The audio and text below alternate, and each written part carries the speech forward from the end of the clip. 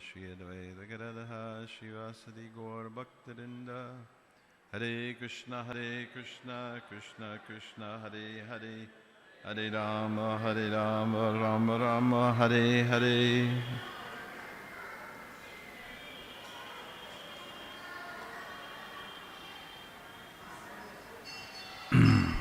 So we'll read today from the 33rd text of the 13th chapter of the 7th canto of the Blessed Incarnation, Literary Incarnation of the Lord, Srimad Bhagavatam. And this chapter is called The Behavior of a Perfect Person.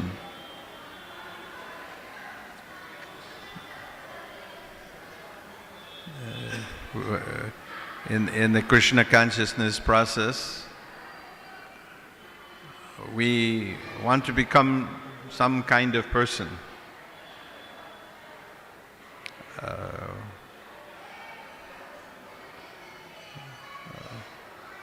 In material society,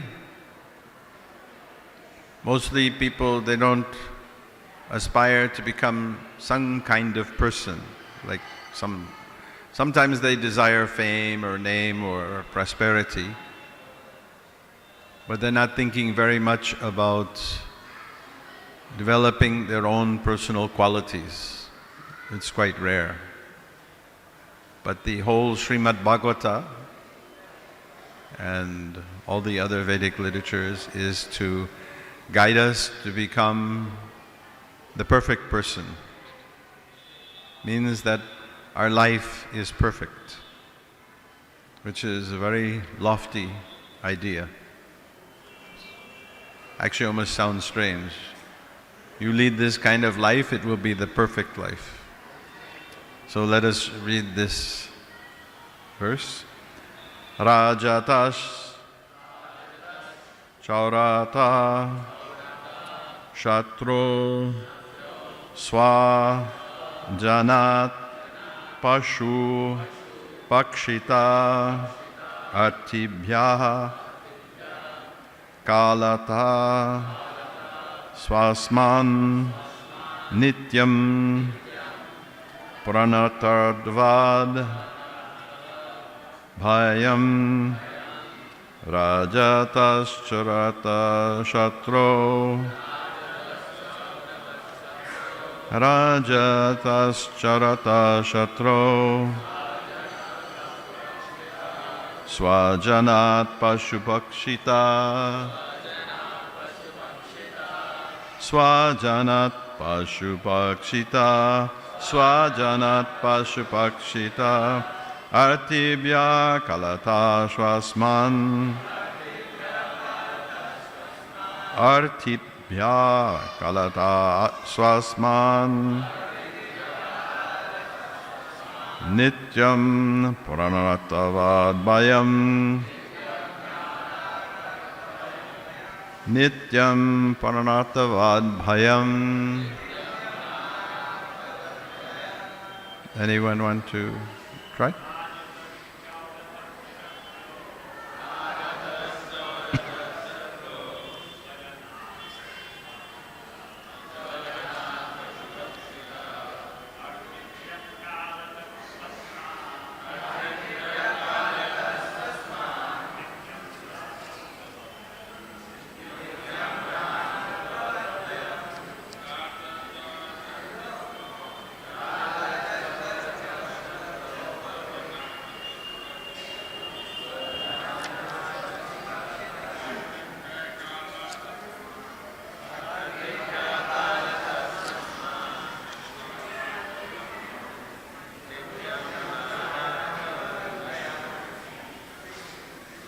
Any of the Matajis? One Mataji, try? No?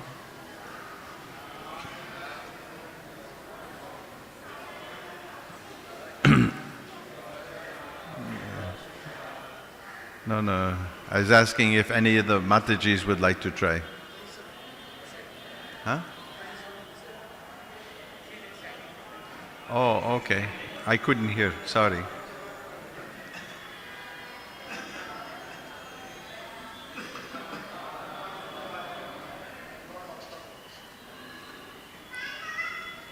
Rajatas.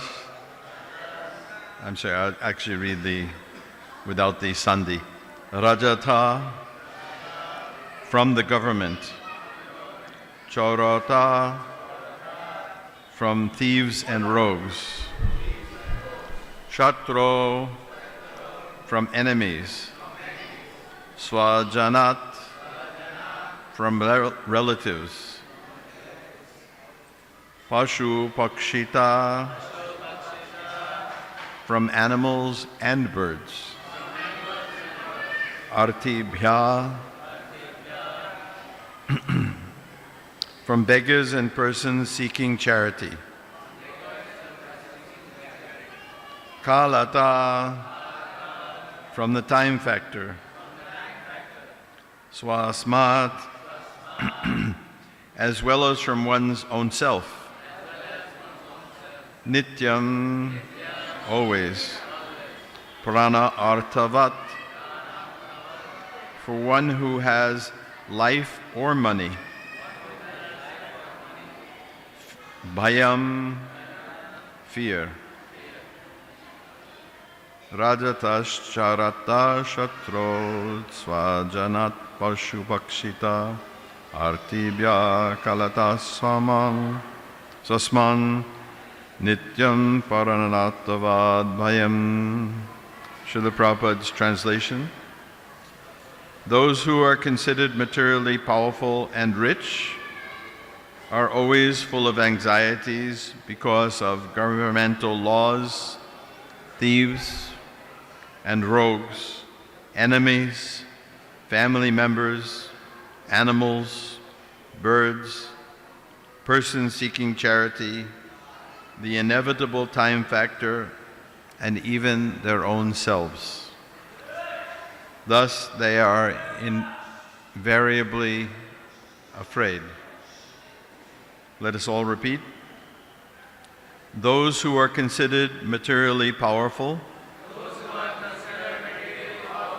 and rich are always full of anxieties because of governmental laws, thieves and rogues, enemies, family members, animals, birds, persons seeking charity, the inevitable time factor, and even their own selves. Thus, they are invariably afraid.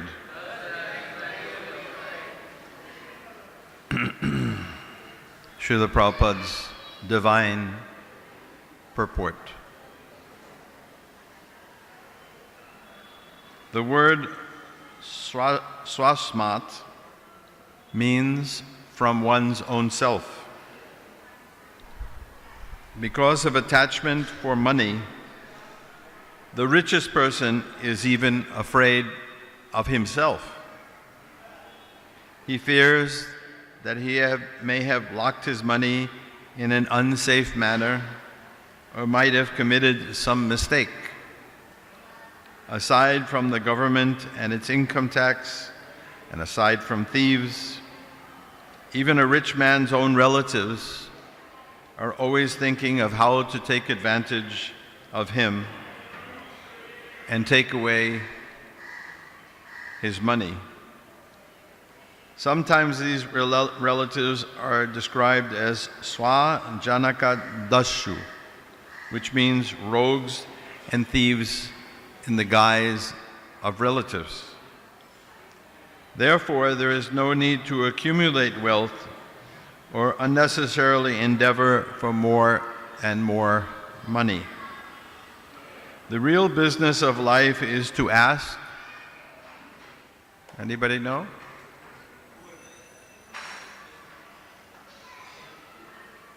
Say.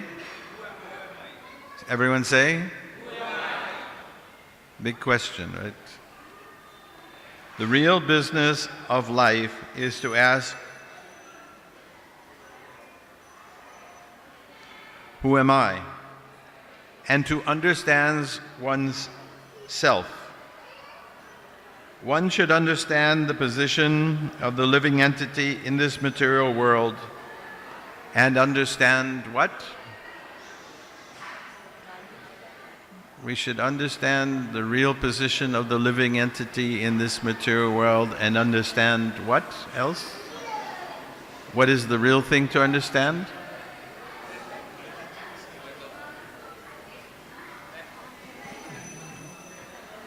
All close. How to return home back to Godhead. Om Aganataramandasa Gana Gana Salakaya Chaksuramilata Nena Tasmai Sri Garave Namaha. I'll read the previous translation. The Brahmana continued, I am actually seeing how a rich man who is a victim of his senses is very greedy to accumulate wealth and therefore suffers from insomnia due to fear from all sides, despite his wealth and opulence. Those who are considered materially powerful and rich are always full of anxieties because of governmental laws, thieves and rogues, enemies, family members, animals, birds, persons seeking charity, the inevitable time factor, and even their own selves. Thus they are invariably afraid.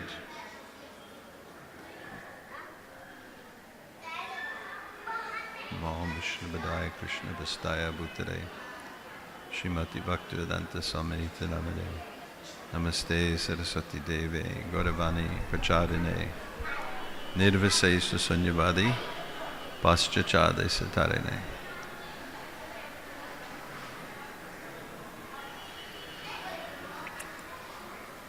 So our mentality that we have causes us to do all the actions that we do. The process is thinking, feeling, and then willing. So it's basically advised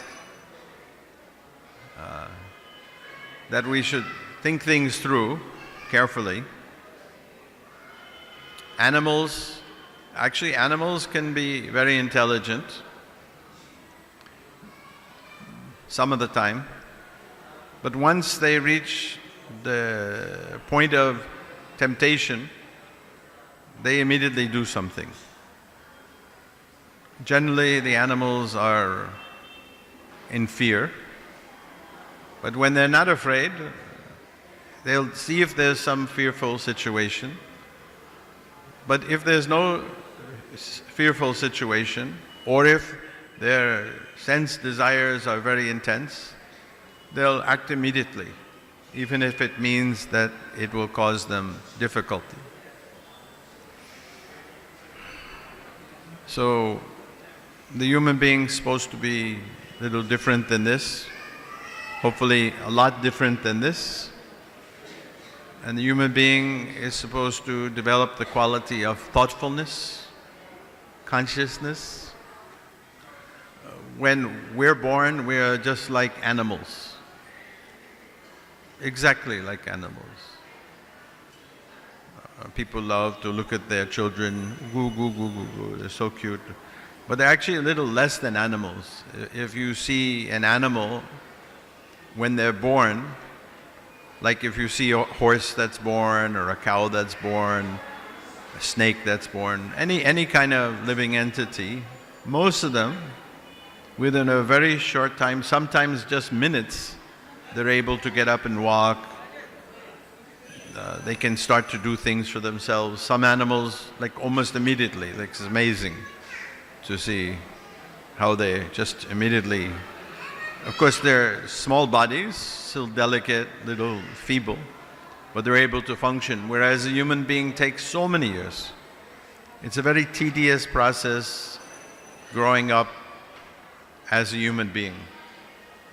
You're completely dependent and so many things can happen to you, and when you're small, you're falling down. Fortunately, the senses are not so developed. Sometimes you see children running here, little kids, they can hardly walk, they fall flat on their face, they cry for a second or don't cry, and if that happened to a young person, it would be pretty bad. It happened to me, it'd be it, like permanent thing. But the children, they have given by Krishna's grace some arrangement. There's an arrangement for every living entity.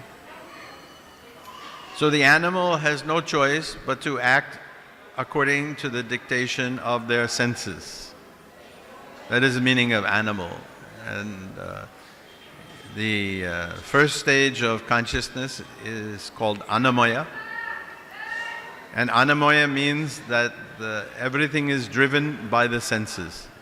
Anna means food or necessities. Basically, the child's beginning of life is its tongue, and then it extends other things. It basically only knows by the tongue, not very developed, can't taste very well also. Annamaya, but then after this extends into Pranamaya. Even animals, they have a sense of Pranamaya. Animals can develop friendship, but just like most human beings who develop consciousness of other living beings, their acceptance of friendship is based on what? Most people make the basis of their friendship what? What did most people make the basis of their friendship? Huh? Make it more general. No, what it brings to them. Whatever it brings to them. It might be happiness, it might be money, it might be sense gratification, but they make the basis of their friendship what they're going to get from that. And same thing nowadays, marriage, friendship, family, even marriage, even a job. Everything is based on a singular principle, what I'm getting from it. And as soon as that's a little bit challenged, then even a long-term friendship, we see people who might have been friends for years, some disagreement, and the disagreement is always based on what? That the person's not getting what they want. Maybe mentally, physically, materially. They're not getting what they want out of that relationship. This is one of the symptoms of Kali Yuga, that marriages will be just done out of convenience, and when there's some disagreement, immediately there'll be separation if they've married for some reason, because very few people are getting married anymore. You ask young people in the West, even some of the Gurukul children, well, you're with somebody, you should get married. They said 90% of the people who get married get divorced. I have a better chance of staying with this person if I don't get married. There's some logic in that, Strange logic, but it's a truth, strange, weird truth. So, the development of awareness becomes pranamaya of some sort, but that pranamaya is initially based very solidly on annamaya, but further development is a person actually just becomes aware of another living being and their own individual feelings, and becomes conscious of the other person's right for their own happiness, their own well-being. And when one comes to that stage of awareness, then gradually the next stage of awareness develops, which is called Annamaya, Pranamaya, Jnanamaya. So Jnanamaya means that we're aware of things that are not just transitory, but things that have a greater view.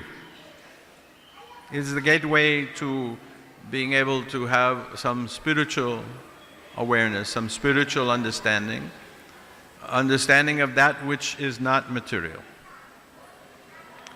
So in the previous verse and in this verse, the discussion is centered around those who are having wealth, but we can generalize this, having possessions, or even further we can generalize this, seeking sense gratification. So all of us carry a mentality. In this material world, this mentality, we call it what?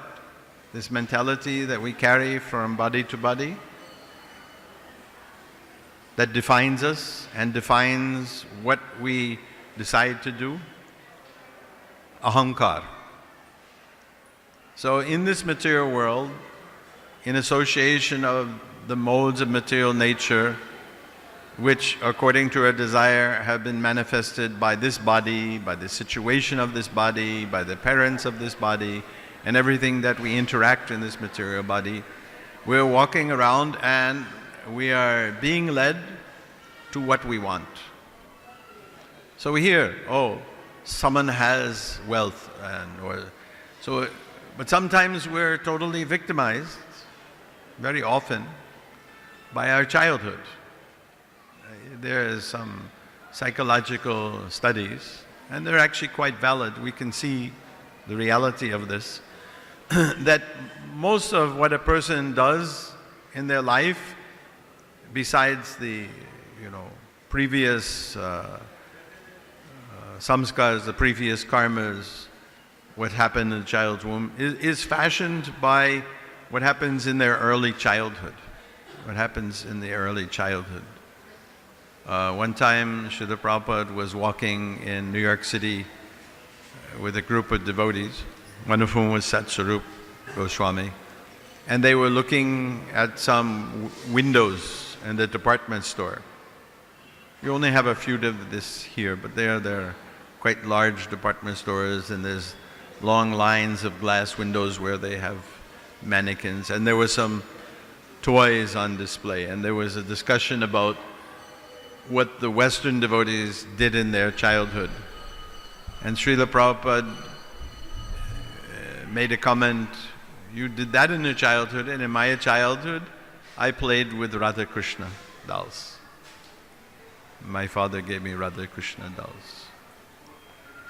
So, although we can transcend these situations to a certain extent, maybe a large extent, still we're held to what we are according to our early upbringing.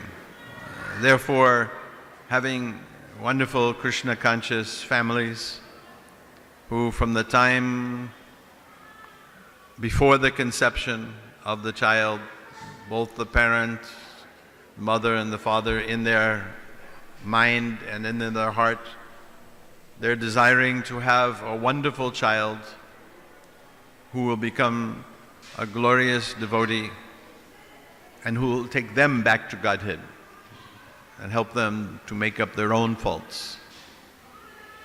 So even that actually, someone was telling me that in the womb, if the child is exposed to, the mother is exposed to some harmful elements, like paint thinner or something, paint, which is toxic. They've done studies that that child comes out and that experience deforms them. And they've found that some people there had very nice lives, but something psychologically wrong, they're always in anxiety, and then they did very careful studies, and they found that even that experience of having been exposed, what to speak of evil thoughts of the parents.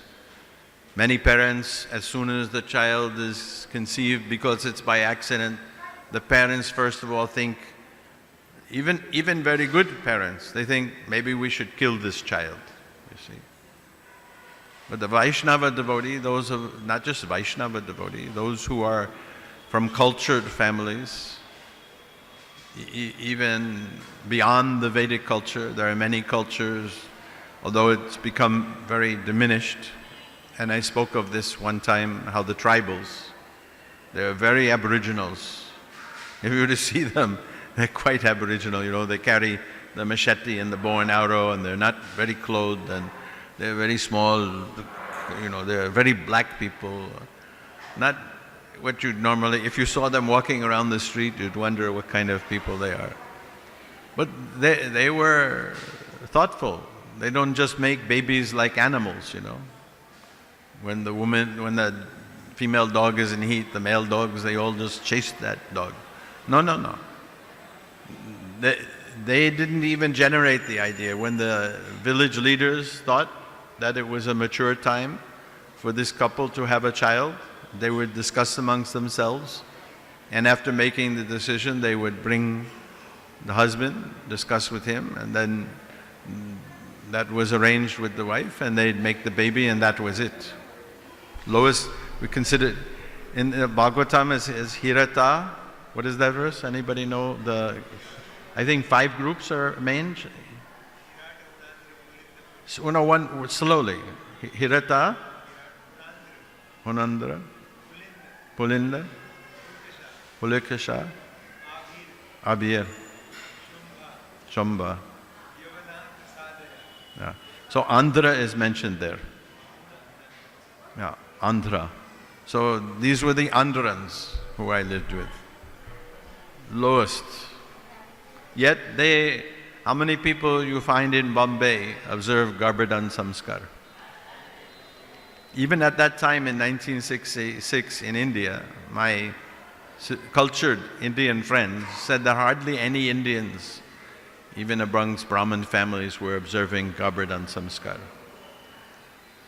So we get some conception in our mind, oh, we want to be like this person, we want to be like this person, this person has this.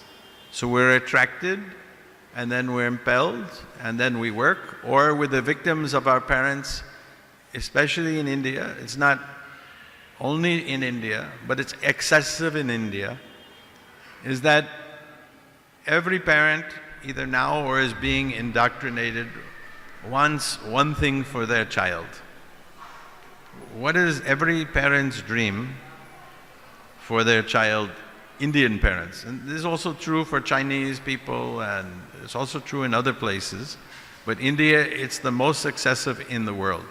What is that? As soon as a parent knows, or even before they have a child, what is it they're thinking of that they want for their child in India? No, that's a different thing. That we shouldn't talk. What do they want for their child? That their child get a very good education. Right? Isn't it? You know, there was KG 5, right?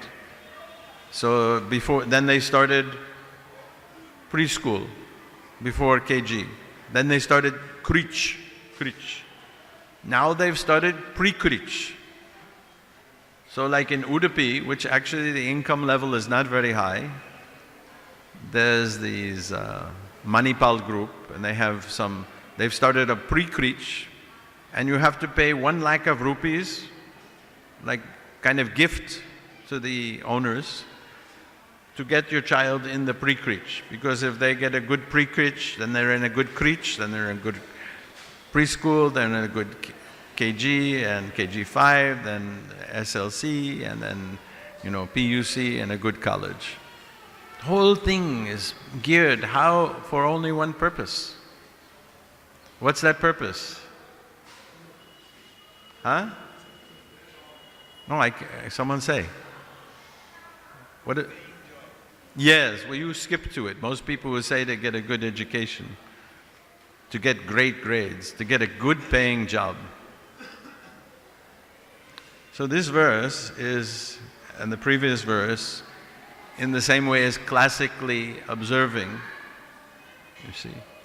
So we want always what we don't have. We want a good paying job, Guess what? When you get a good paying job, there was a study done, actually there are many, but I read one study that was done in 2014. It was published in Economic Times, and it studied the college graduates in India who were employed in good paying jobs. And the thing that was in common with all of them, 86% were suffering from anxiety to the degree that they had to be taking medical treatment. They were simply in anxiety when they're going to lose this job. They were simply in anxiety how they will be able to make more money. You see, how to make more money. So this is the nature of the insanity of this material world. So we're focusing to what degree on the temporary things? To what degree are people focusing on the temporary things? To what degree? There are two focuses. There's only two elements within this material world. What are those two elements? No, those are two activities of the mind. But in this material world, there is material energy and there's spiritual energy. Vidyam cha vidyam chaya. So the vidya is to see the spiritual energy, and the avidya is to see the material energy. So what percentage of consciousness, what percentage of concentration, what percentage of the activities are people engaged in for the material activity? Someone will make a statement? Someone? In general. 99, 100. We could be generous, say 90%. 90%. And we see this. So in the second chapter of the Bhagavad Gita, there's a quite important verse. Actually, all of the Bhagavad Gita, the essence of the Bhagavad Gita is there in the second chapter. And it just opens the discussion between Sri Arjuna and Sri Krishna. It just opens all of the fundamentals and statements of the second chapter. It all unfolds, but it's concentrated there in the second chapter. So there's a specific statement about the relationship to the percentage of material desire and activity and its relationship to our being able to be engaged in what kind of activity? Spiritual activity. There are only activities either material or spiritual. It can be mixed, but the basic premise is either spiritual, which means it's the activities of the soul, or material, which means it's simply the activities of the body. So what does anybody know what that verse is that describes? It's actually an amazing verse. So we can't really be understanding the third chapter of Bhagavad Gita if we haven't understood the second. Of course we can, by Krishna's mercy and the mercy of sadhus, understand various things. But the more that we understand the premises of the second chapter, the more that we understand the third chapter. And as we understand the third chapter, second chapter will also become more revealed. So what is this verse? Dealing with the material identity and activities and how that contrasts and influences our spiritual advancement. Bhogaishraya. Someone say loud? No, you have to say loud. It's a little hard with all this. Bhogaishraya prasaktanam Chaitasam Vyavasyatma Buddhi Navidiyate. So, Bhoga and Aishwarya, in all their different forms, everything that people are striving for, everything that people are wanting to achieve in this material world, everything that the parents are encouraging their children to do, to get ahead, to become, to make a worthwhile life for themselves, are all based on Bhoga and Aishwarya. Actually, we want this Aishwarya, this opulence, so that we can enjoy this. And this is the description of the very disease, the very problem that has brought us into this material world. Invariably, in almost all of Srila Prabhupada's lectures and his discussions, even in private discussions with his disciples, Srila Prabhupada would refer to various verses in the Bhagavad Gita in the second chapter, and in particular he would invariably, in almost every lecture topic and in all of his books, in most of his purports, directly or indirectly refer to the principle that we're not this body. Who am I? Right? That was the question. Who am I? So I have to know that I'm not this material body. As much as I'm still thinking I'm this material body, that's prohibiting me from understanding what I really am, which you said, which I'm the spirit soul. I'm the servant of Krishna. So Rishikesha Rishikeninam, you know all the verses. So Bhoga Aishwarya. So Srila Prabhupada would give the example sometimes that I'll rephrase it a little bit slightly different. If you have a glass of water and you put it to the top, and if you try to put a drop of oil, what happens? If it's completely full, then the oil will roll off. And similarly, if you have a glass of oil, and assuming you don't drop the water from high up, and you just put a little oil, a little water on top of oil, it will also roll off. So, from the basic spiritual point of view, if we're wanting to fill our glass with Bhoga and Aishwarya, Taya Aprita Chetasam, then this intelligence for spiritual life is stolen. So we all of us in this room gotten the great mercy of Sri Gauranga Sri Nityananda,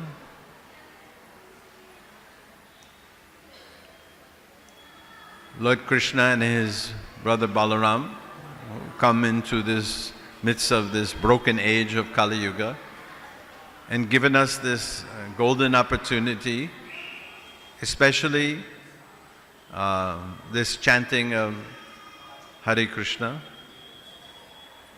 Srila Prabhupada was very fond of one verse that related to this. Hare Nama, Hare Nama. One time during this, the other day I told about, we were in Delhi during,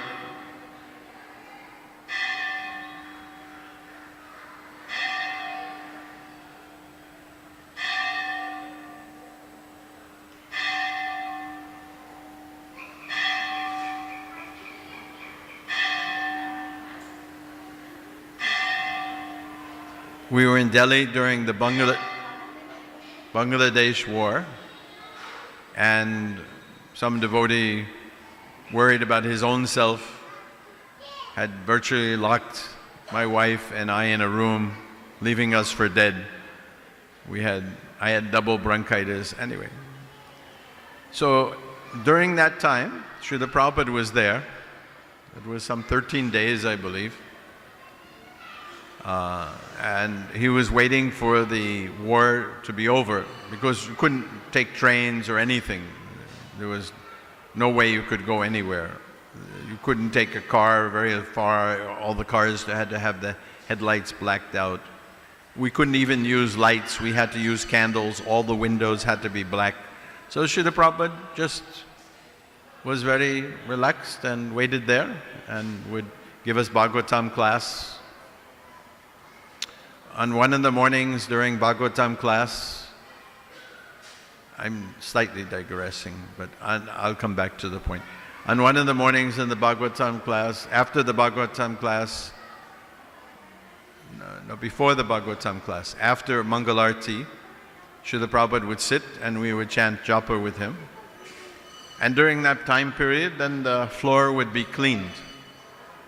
So one devotee was cleaning,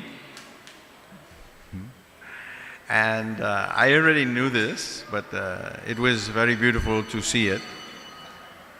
So they were cleaning and they were taking the rag and, hurry, just dip the rag in the water and just wipe it dry. Have you seen how they clean here? One rag, one dip, one whole room, no? You've seen? So Srila Prabhupada is also the cleaning acharya. One of his many special things that he personally instructed us, how to clean the floor. See, he said like this, that you dip first of all, the rag should be very clean, huh? But he didn't describe that too much. But sometimes I've seen, here it's okay, and other places have become a bit better. But I remember days past when I could actually get down to the floor, that I'd bow down to the floor and the floor smelled horrible, like like putrid, because the rag was so filthy, You should be able to put the rag to your nose. It smells nice, It should smell nice, clean, fresh. When it gets a little dirty, use it for something else, scrap rags. So the water should be clean. So Srila Prabhupada taught his technique. He said you dip the rag in the water. First you sweep nicely, and then you dip the rag in the water and you leave it little wet. And you take one area, 1 meter by 1 meter. He described 1 meter by 1 meter.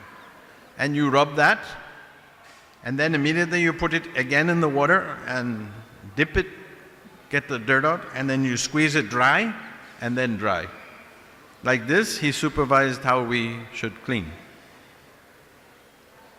Too difficult, huh? Bhakti is too difficult, right? Bhakti is very difficult. Material life is difficult. So we go through the difficulties of material life. You see how it's describing. How many of you have known, how many of you have known any crorpatis? Crorpatis. Crorpati means, just put it as millionaire. How many of you have known crorpatis? None of you known any crorpatis? No? A little bit? Well, I've led a very strange life, and I won't say the actual number. Put it like this, I personally knew, some of them are still alive because I've kind of gone in a different direction, more than 10,000 crorpatis. And I also knew 25 billionaires, so I don't know how you even say that, real dollar billionaires. And I knew much more. And what's written here, this is perfectly true. Yesterday I met a gentleman at the restaurant, very nice family. They have a nice young girl. She insists every Sunday that they come to the Hare Krishna temple. He was feeling a little lazy, he didn't want to come. He said, no, Daddy, going Krishna temple, going Krishna temple. Going temple, kirtan, She loves to come to the temple. So, he's so busy, he's developed a very successful business, very nice man. We talked for some hour. And, he's making now, his turnover this year was $100 million. Brand new business, $100 million. He has some exclusive product that's imported, and he's the only person, cheaper than any other competitor, better quality. You know. But now he has no time for his family. Always traveling, always in anxiety. So all these different ways a person's in anxiety. And if you're not rich, then you're in anxiety. How do you become rich? And you think, I remember when I was first in India, to have a bicycle. I don't know if the bicycles are still that way, but the tires were so big. Are they still like that?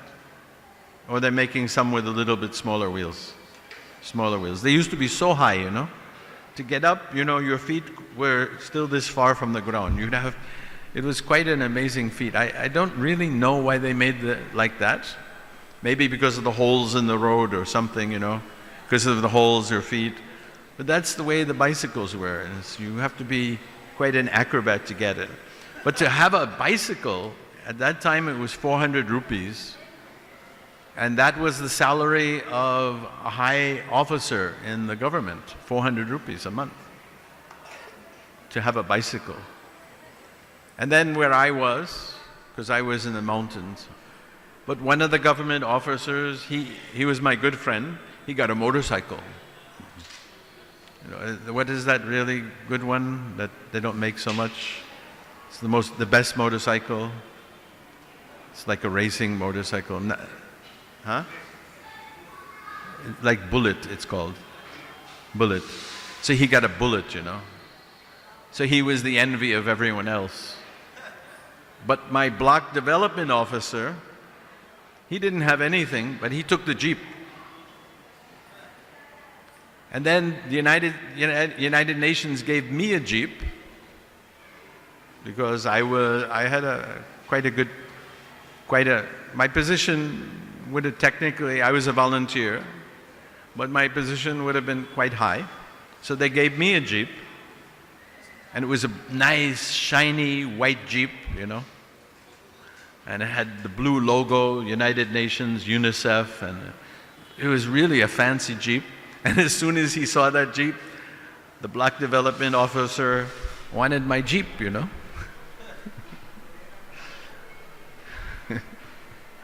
So I thought, well, take my Jeep. I'll use my feet and walk, and it's much healthier, you know. And he wanted that Jeep. So there's a saying, you know, you get the bicycle, then nowadays you see someone on a moped, and then you see someone in a scooty. What is that one, the popular scooty? And then after a scooty, then you want a motorcycle, but then you want a Bullet, and then you get a small car, then, oh, that other person's riding in a Hyundai. Then you want to get a, you know, Mercedes-Benz, and then you want to get a Rolls-Royce, and then you want to get 3 cars, but then you need a place to keep the 3 cars. So this is actually the literal nature this is the literal fact of material nature. Srila Prabhupada explained that we need to do enough to keep the body and soul together. So that is a fact. What do we say? We say dharma. What's the second thing? Artha. So what does artha mean? Huh? No. Necessities. Sometimes translated as economic development. What is the result of adharma? There's dharma, artha, kama. Kama doesn't mean that we enjoy our senses like animals. Kama doesn't mean that I get married and then, you know, I enjoy my wife like an animal. And even in married life, the grihastas, they are like brahmachari. Kama, dharma, artha, kama, and moksha. Moksha means that we're in the perfect position for developing our Krishna consciousness. The very beginning of Krishna consciousness, although we are not necessarily aware of it, and although we probably do not deserve it, but the very beginning of chanting one name of Krishna, what happens to any individual who is of a simple heart when they say or hear the name Krishna? What is it said in Shastra?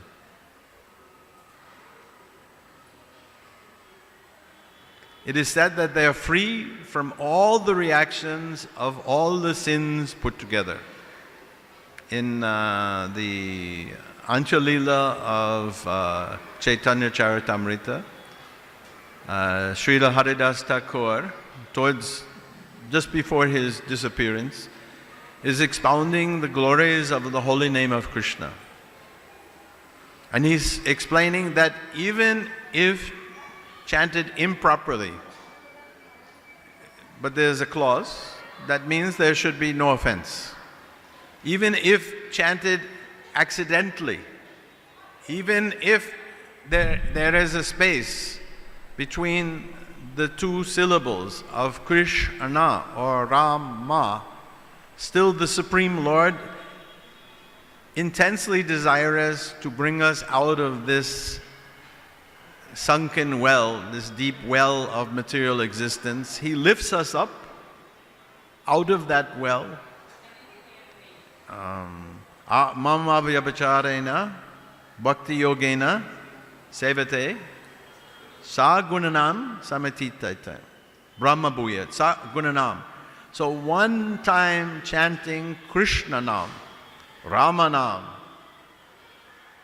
we are immediately, by the mercy of the Lord, lifted up from all the conditions, Sagunanamasitatan, Brahma Bhuyaikal, and we're actually, even though we're not aware of it initially, we're established on the Brahma Bhuta Pasha.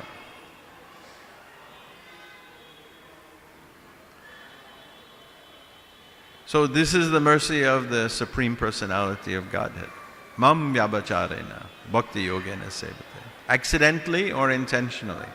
So how fortunate are we that we are repeatedly chanting the name of Krishna and trying to purify our hearts.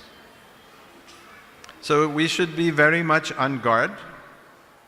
We should become very convinced. This material nature is very strong. This material nature is very subtle. This material nature is a person, Maya. She, next to Krishna, she is the most intelligent personality. Ultimately, she is an expansion of Srimati Radharani. So therefore, she is naturally very intelligent. So within this material world, she is very intelligent. Srila Prabhupada said, that was said by one of my god brothers, I'm not sure if you said it, Jagjeevan, that Prabhupada would say in India that that he would talk about his Western disciples and the Indian people who he was preaching to, that Indians are 1 foot from Krishna. Sometimes he'd say a little different. 1 foot for Krishna. And his Western disciples maybe 100 miles from Krishna. But the Indians at that time, even now, but lesser degree because of Srila Prabhupada's mercy on behalf of Lord Chaitanya, he's spreading Lord Chaitanya's mercy. They were all turning their back. You know, it was commonly told to me when I preached, and I preached to at least 100,000 people in India, at least, on a personal level. So, especially people who had money, they say Swamiji, or if we're asking college students in those days, they say Swamiji or whatever they'd say. You know, in America, you've already had everything. Therefore, you can take to this Krishna consciousness. This is a very, very faulty logic, you know. You already had everything. Therefore, you can take to this Krishna consciousness. But us, we're a poor nation. But you know, you're one person talking, you know, and many of these people have money, you know. They're in college, means they have some money. They're talking like the whole Indian nation and the whole of India is poor.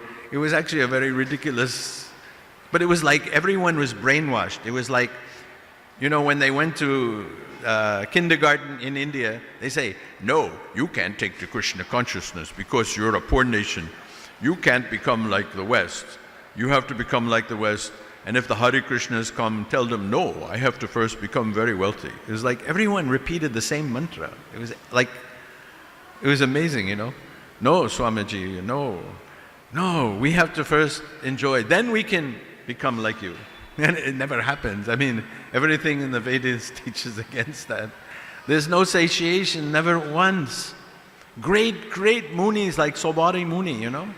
That whole pastime of Garuda and Kaliya, how Sobari Muni cursed Garuda. Sobari Muni, he was such a great Muni, you know? And he's, you know, none of you can hold your breath more than 2 minutes, probably. Maximum humans can hold, like a normal human, not a yogi. Some people can hold 6 minutes. That's very, very difficult. To hold even for 1 minute is difficult. But Sobari Muni, he just didn't hold his breath. He went inside the water. Like here, if I hold my breath and I get a little tired, I can breathe. But it's no joke if you're in the water. You give up, you know. You breathe, and you breathe in water, you're dead, you know. So Sobari Muni was doing this 100 years. And just some aparad, and then he saw the fish. And even though he had practiced so much austerity, he just thought, I have to become a grihasta. And poof, he popped up out of the water, ran away as fast as he could and found some wife, and, you know, he had committed an offense. See. But still, it shows how ingrained is our conditioning to material nature. We should not underestimate this. Maybe we're chanting Hare Krishna 50 lifetimes. It says that just one time chanting. So we should understand, one time chanting we're free. And okay, maybe we're controlling our minds and we're not thinking of gross things, but there are so many subtle things.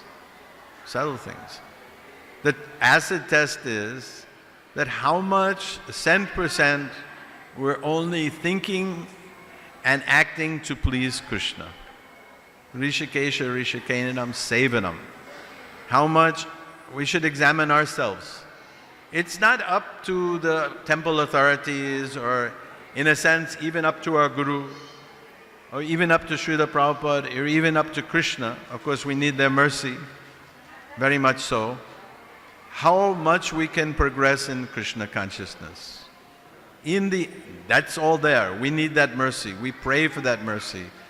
We can read the prayers of Sharanagati. There's three sets of prayers, no, 4 sets, 32 prayers of Sharanagati. How Bhaktivinoda Thakur is confessing, even he is such a great person, feels so helpless. So we should also feel helpless. But at the same time, it's up to us, our own real desire, to completely surrender to Krishna. Srila Prabhupada told, I'll just tell one last story and we'll conclude. So there's a story of a young boy. I don't know if I told it here. If I did, then forgive me, it's still a good story.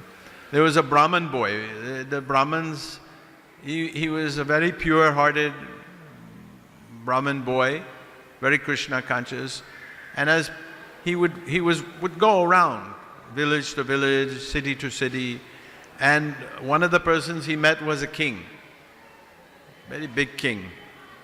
And he was a pious king. The Brahmin came to the gate. Immediately he was shown before the king. They had some discussion on the Vedas. So the king asked him, you see, I have one question for you. Can you please tell me why it is so difficult for me to give up this Maya? What is this stronghold that Maya has over me?